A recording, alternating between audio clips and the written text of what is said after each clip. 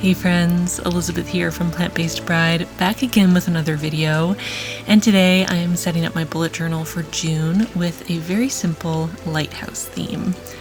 I found the reference photo for this drawing on Pinterest and I just fell in love with it right away. There was something so desolate and moody about this shot, and I wanted to do sort of a fun line art kind of version of it. So I sketched out all of the basic elements of this drawing, the landscape and the lighthouse itself, and some of the clouds and sort of rocks in the water. And then I knew I wanted to do this technique of filling the sky in with horizontal lines to darken it so it looks like it's maybe dusk or the beginning of evening. It's not fully pitch black outside, but it's definitely getting darker. I just used my ruler and added 5 bajillion horizontal lines, making sure to skip over the areas where I wanted the light to be, where the lighthouse was, where the clouds are, and where the couple little buildings around the base of the lighthouse were too.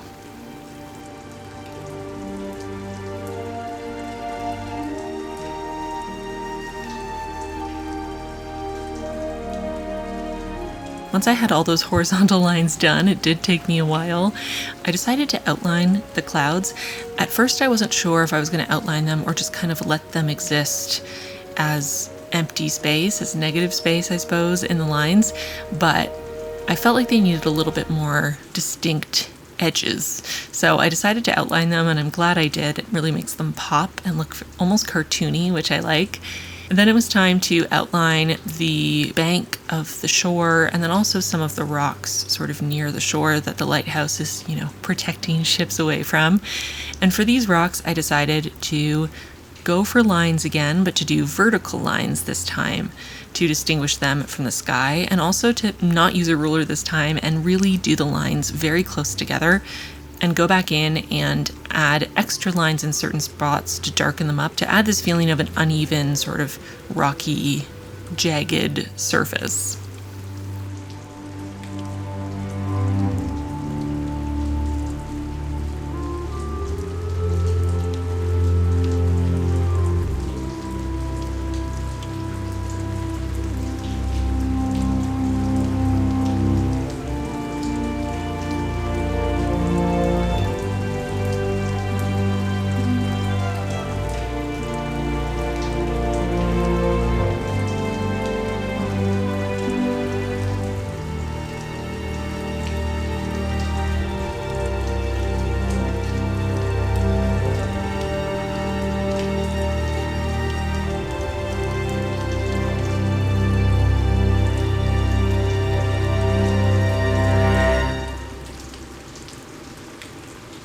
For this drawing, I was using my Sakura microns, and I was using my 003 and my 005 nibs kind of interchangeably, just kind of picking up whichever one I felt I needed in the moment, but generally using a very fine nib and then just building up to a thicker line or a darker line if that's what I want in a certain area.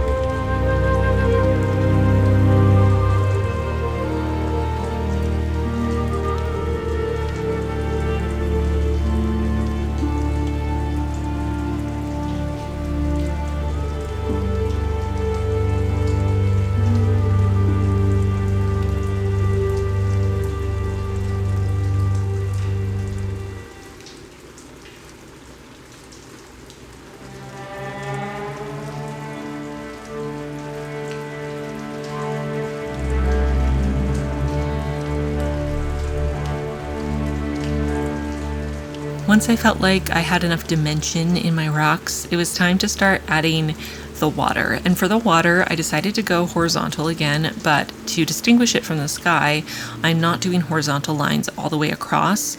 I'm just doing them around the edge of the land and the rocks, and in a couple other little spots like they're, a wave breaking. Like the water is relatively still, but in the spots where it's coming up against a rock or the shore, it sort of has those little waves.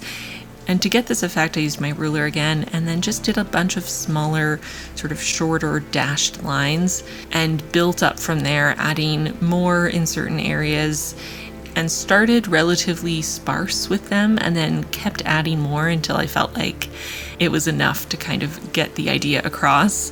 I also ended up deciding to add a little bit of a more clear delineation to the bottom of the artwork, and also to add some little lines on both sides at the base there, just to kind of indicate the edges of the artwork, even though I wasn't going to do like a proper frame all the way around.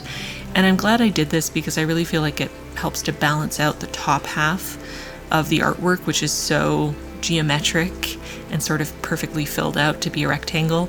And then the base, if I hadn't done that bottom line and the lines on the sides that kind of ended at the edge of the rectangle, I feel like it would have looked a little too light, too amorphous compared to the top, if that makes any sense at all.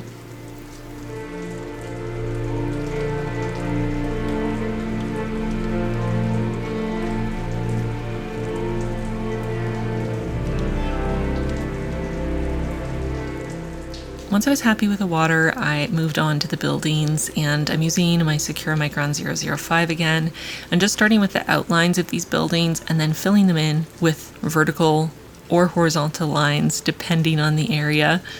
I started pretty light and then went back in to add more darkness on certain sides and edges of the buildings, just to add a little bit more dimension and interest so it didn't feel too flat.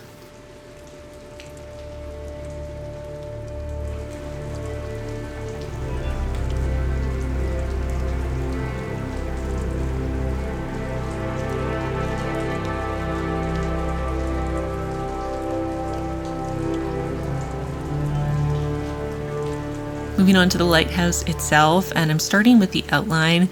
And one thing I noticed in a piece of art that I came across while I was searching for reference photos was this idea of drawing the outline on one side of the lighthouse, but not drawing the outline on the other side where the light is, to really indicate that that light is so glaringly bright that you can't even see the other edge of the lighthouse. And so I decided to do that here, and I really liked how it looked. I don't know, something about having the light just be total negative space tickles me. For the lighthouse, I used the same technique. I did the outline, and then I added my horizontal lines and a couple little details, and then I went back in and darkened the edges to try to make the lighthouse look a little bit more rounded instead of, again, flat.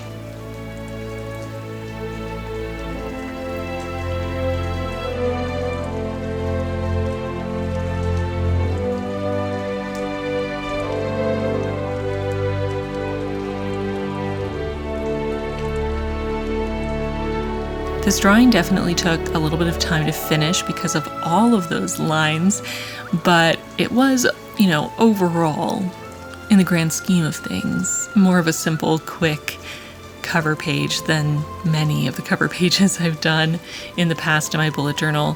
And there's something about the simplicity of it that I really like, and something about that monochromatic black and white that really evokes the sort of misty, foggy, desolate feeling of the reference image without adding any of that color.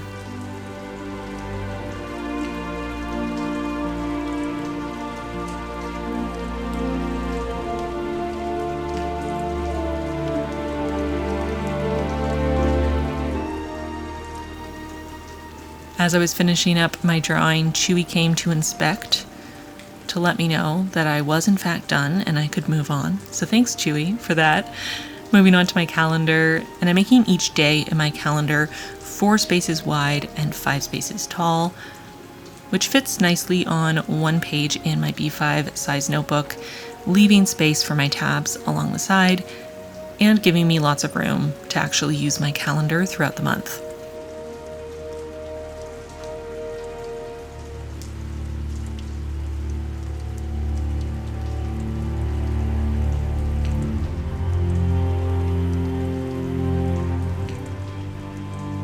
Then it was time for the finishing touches here, using my stamp set to add the June header under my drawing and to add the days of the week along the top of my calendar. Now I want to cut out all my tabs for my weeklies, and for my bullet journal, my B5 size, I like to cut my tabs at 2x2 diagonal, 4 spaces on the flat side, and another 2x2 diagonal coming back in, and I feel like that's just the perfect size. I love my tabs. I can't believe it took me so long to start cutting my bullet journal pages. I was so afraid of doing it, and once I started making tabs, I just couldn't imagine going back. They're so convenient. I use them constantly. It makes it so much easier to flip between my spreads and know exactly which week I'm flipping to or back to my monthly without having to check. It's just one of those things. It's such a small thing, but the quality of life improvement using my bullet journal throughout the month is astronomical.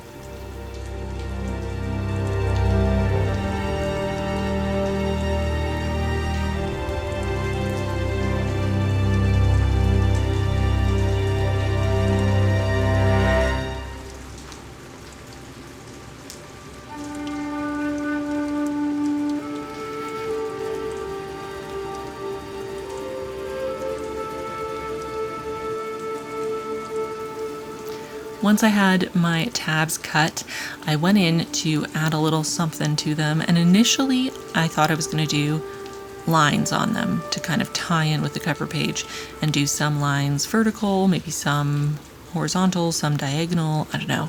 That was my initial thought. But after I did vertical lines on the first tab, it just wasn't doing it for me. It wasn't giving what I wanted it to be giving. So I changed my mind and decided to just do a nice, bold, black tab. They really stand out. They're very eye-catching and, high contrast, and I kind of love that.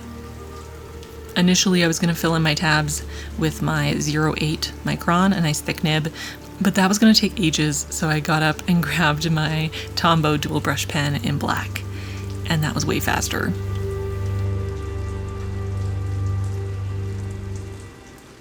At this point, all that's left is actually creating my weeklies, just making my rectangles for each day of the week.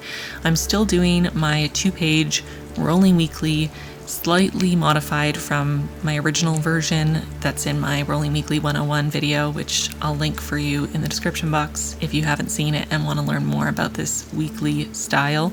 But I really like this modified version where I have the first 5 days of the week on the left side and the last 2 days on the right side. It just gives me a tiny bit more space for every single day, which I really use to its fullest, but still allows me to have more than half the page for my actual rolling task list, which I find is usually more than enough.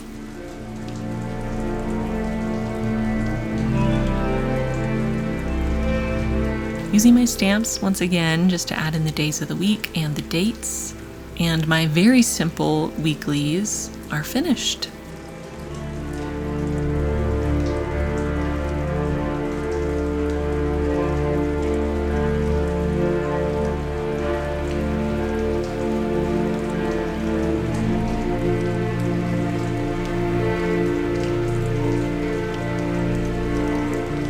So here is a final flip through of my setup. Very simple, black and white, a little moody, and I love it. Lighthouses feel very summery to me, even though I realize that they are used all year round. But this felt like a very jaunty summertime sort of theme, and I'm really happy with how it turned out. I really like this cover page. Hopefully y'all enjoyed this too. If you did, give this video a like and subscribe if you haven't already. Thank you to my patrons, as always, for your support. If you want a printable version of this cover page, go check out my Patreon. My patrons get exclusive printables of the art I create in my bullet journal every single month. And with that, I'm gonna get going. Thank you so much for watching, and I'll see you really soon in my next one. Bye, friends.